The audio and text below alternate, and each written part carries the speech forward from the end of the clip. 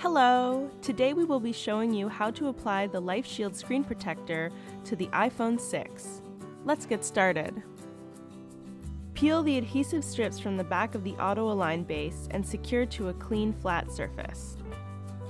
Inside you'll find the instruction manual, a squeegee, and a cleaning cloth.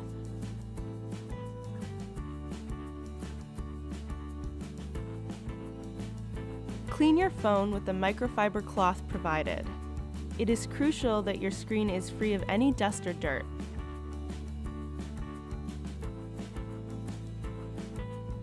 Place your phone into the base. Peel back the liner halfway by pulling on the tabs.